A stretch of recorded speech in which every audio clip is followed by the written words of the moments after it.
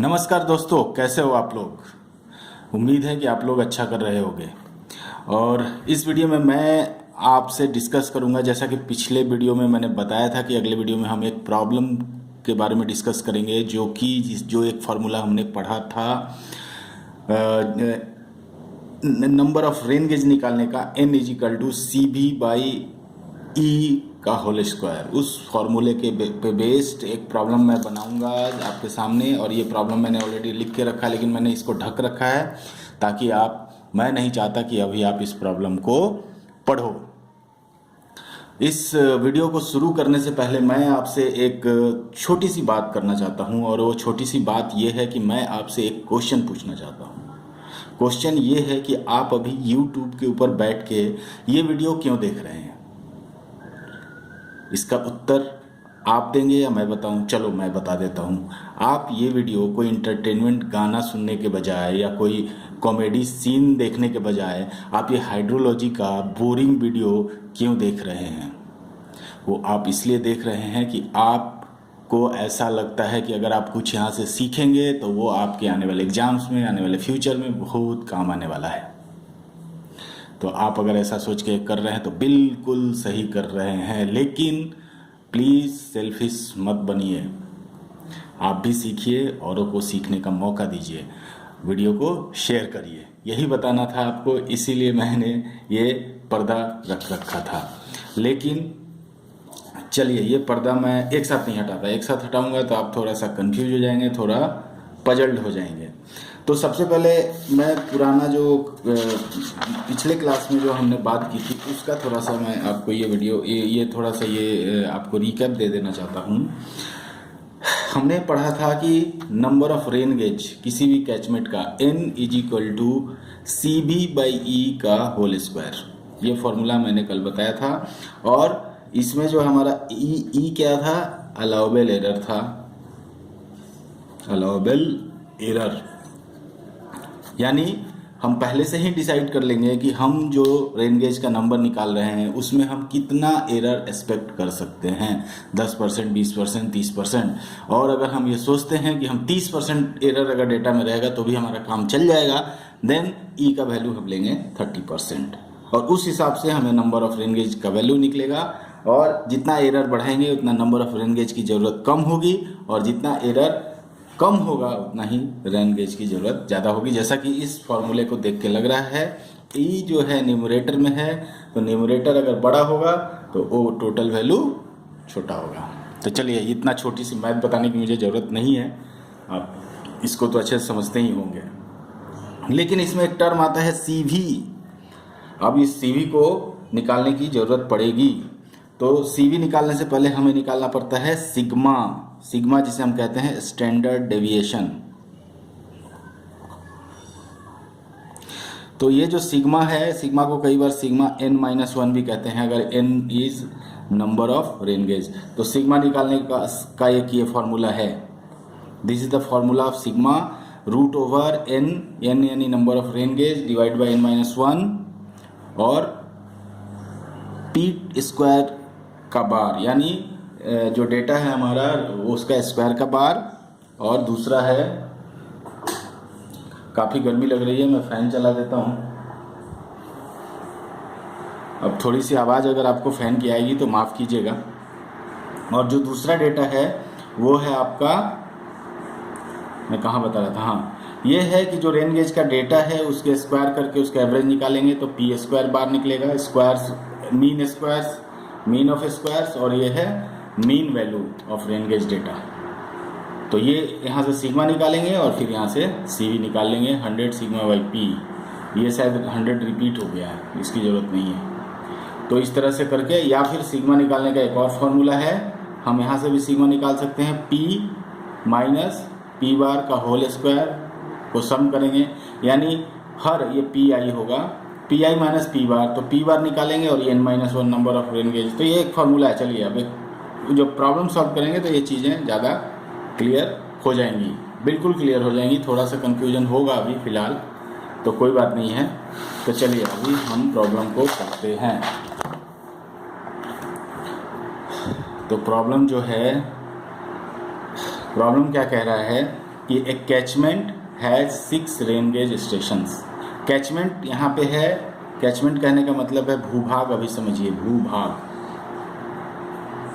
Catchment का engineering meaning जो है अभी मैं आगे बताऊंगा आपको और पूरी तरह डिटेल में बताऊंगा। तो थोड़ा सा अभी के लिए आप इसको भूभाग समझ के ही काम चला लीजिए, बाद में इसको थोड़ा सा और डिटेल में समझेंगे।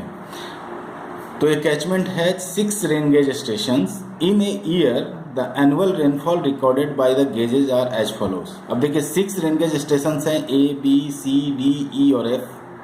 किसी साल जो रेन गेज के डेटा थे, ए का इतना था सेंटीमीटर में, बी का इतना था, सी का इतना था, डी का इतना था, ई का इतना था, एफ का इतना था। तो ये एक टेबल बना के आपको डेटा दे दिया गया है। मैंने कैलकुलेटर ला के रखा है क्योंकि कैलकुलेशन करने के लिए इसकी ज़रूरत पड़ेगी।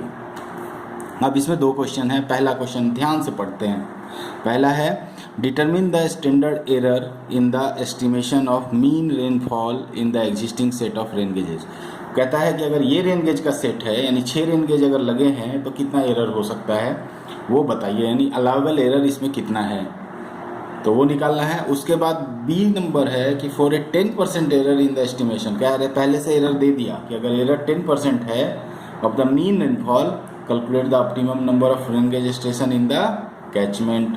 तो ये 2 क्वेश्चन है इसमें, तो एक एक करके पहले हम इसको थोड़ा सा आराम से सॉल्व करते हैं ताकि चीज़ें हमें आसानी से समझ में आ जाए। तो सबसे पहले हम इसमें निकालते हैं पी बार। पी बार का मतलब क्या हुआ, एवरेज रेनफॉल। तो सबको जोड़ के आज नंबर से डिवाइड कर देंगे, तो सबको जोड़ेंगे तो यहाँ लिखते हैं 82.6 plus 102.9 plus 180.3 plus 110.3 plus 98.8 plus 136.7 और डिवाइडेड बाई 6 रेन गेज है, 1 2 3 4 5 6, तो डिवाइड बाई 6। अब इसको ज़रा हम कैलकुलेटर से फटाफट कैलकुलेट करते हैं, है ना। तो 82.6, ठीक है, अब आपको दिख रहा है शायद अच्छी तरह से। हाँ, तो 82.6 प्लस 102.9 प्लस 180.3 प्लस 136.7। अब सबको जोड़ लिया, दिस इज इक्वल टू ये इतना आता है डिवाइडेड बाई 6, तो दिस इज इक्वल टू ये आता है 118.6 cm। तो P bar is equal to 118.6 centimetre. तो अब हम लोग क्या करते हैं कि हम लोग निकालते हैं सी वी का वैल्यू। तो सी वी निकालने के लिए हमें क्या निकालना पड़ेगा, सिग्मा। और सिग्मा का एक फार्मूला भी मैंने दिखाया था, सिग्मा n-1 अगर हम यहाँ कहें तो ये हो जाएगा रूट अंडर समेशन 1 से m P I minus P बार का स्क्वायर डिवाइडेड बाई m-1 का रूट ओवर। इसको कहते हैं स्टैंडर्ड डेविएशन।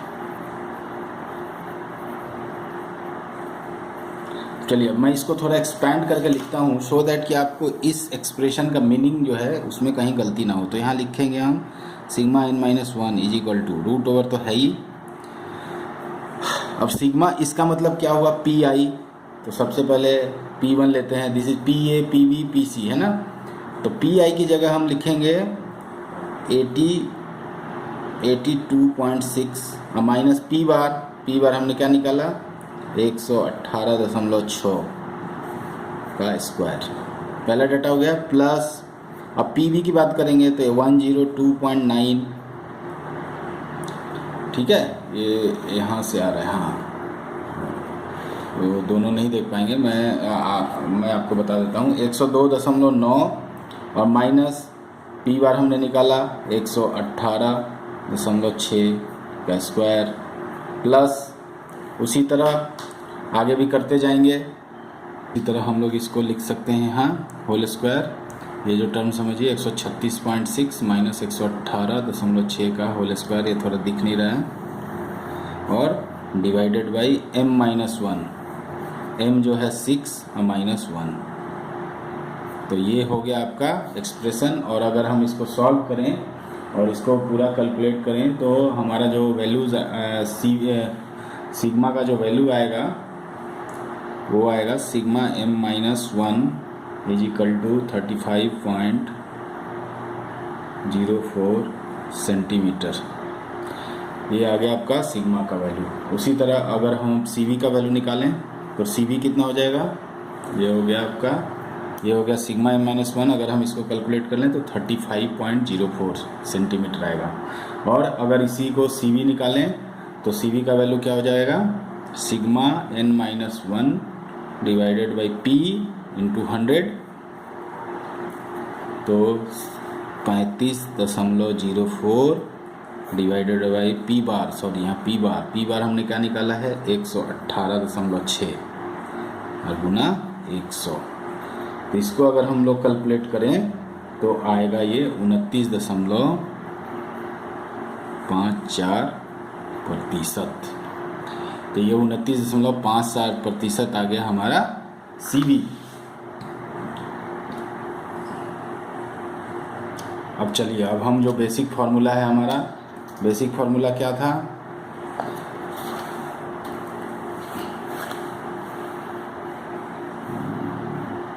आइए, अब बेसिक फार्मूला हमारा था n is equal to CV divided by E का होल स्क्वायर। और हमें क्या निकालना है, E। तो हम इसको स्क्वायर रूट लेते हैं, तो ये root under n is equal to CV by E आएगा। E को इधर ले जाएं, इनको इधर ले जाएं, तो E is equal to CV divided by root under n होगा। अब CV का वैल्यू पुट कर देते हैं। अभी हमने क्या निकाला, CV 29.54 हमने अभी निकाला CV is equal to 29.54 divided by n कितना है 6। अगर हम इसको कैलकुलेट करेंगे तो एरर आएगा 12.06%। तो इतना एरर जो है हमारे जो एवरेज रेनफॉल है जो गिवन डेटा में, इतना % का एरर आएगा, इतना % का एरर। अब क्वेश्चन बी कहता है, बी पार्ट अगर हम बनाएं तो बी में कहता है कि if error is limited to 10%, बोलता है 10% ही एरर होना चाहिए, तो optimum number of rain gauge कितना हो जाएगा, optimum number of rain gauge n is equal to, सीधे फॉर्मूला बार बार लिखिए, CV बाई E का स्क्वायर। CV हम ऑलरेडी निकाल चुके हैं, तो n बराबर हो जाएगा optimum rain gauge equal to n is equal to CV हम निकाल चुके हैं 29.54 और एरर हो गया 10 का स्क्वायर। इसको सॉल्व करिए, इसको अगर सॉल्व करेंगे तो आएगा 8.73 रेन गेज। और इसको क्या करेंगे, राउंड ऑफ करेंगे, राउंड अप करेंगे, तो राउंड अप करेंगे तो आ जाएगा ये 8.73 का 9, यानी 9 रेन गेज जो है रिक्वायर्ड है।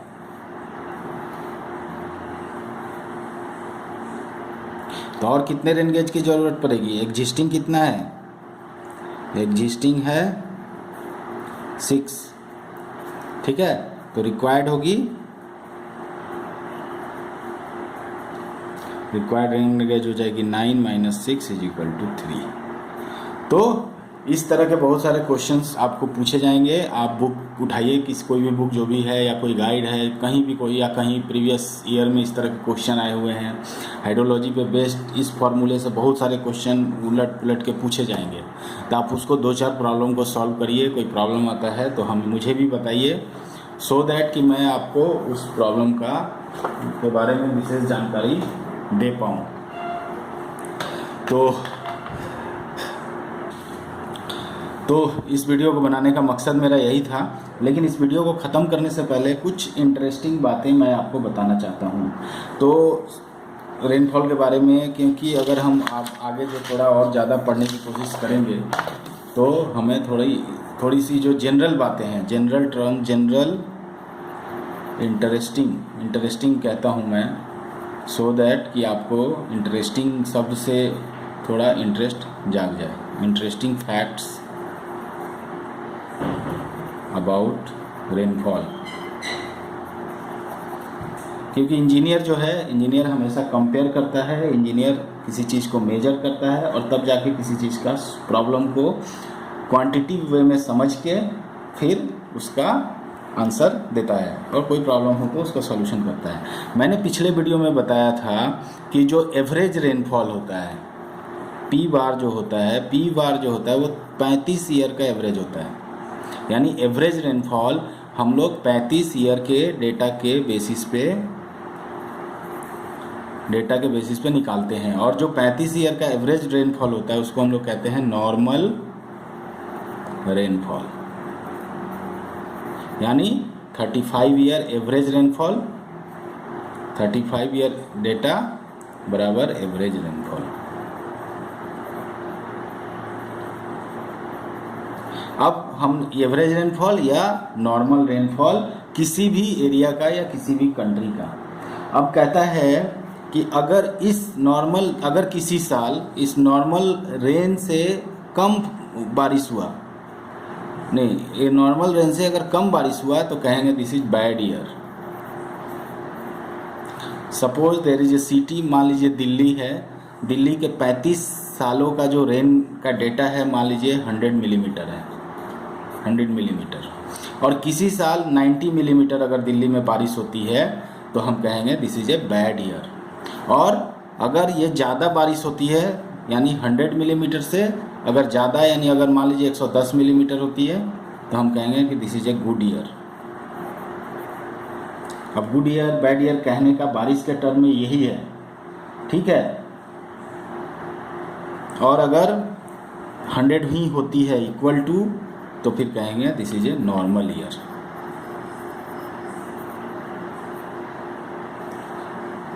तो ये एक बहुत ही इम्पोर्टेंट फैक्ट था जो कि मुझे बताना था। फिर आगे भी मैं इसी तरह के फैक्ट्स आपको इंटरेस्टिंग तरीके से बताऊंगा ताकि आपको इन चीज़ों में इंटरेस्ट जगे। आपको वीडियो अगर ये पसंद आया है, मैंने हालांकि इसके बारे में पहले ही भाषण दे दिया है, फिर भी आप लाइक कर दीजिए।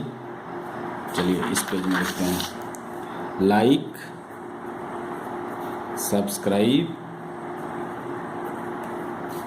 And share. लाइक करिए, सब्सक्राइब करिए, शेयर करिए। वीडियो को पूरा देखने के लिए धन्यवाद। अगर आपका कोई सुझाव हो, कोई शिकायत हो, कमेंट बॉक्स में लिखिए। मिलते हैं अगले वीडियो में। Bye bye.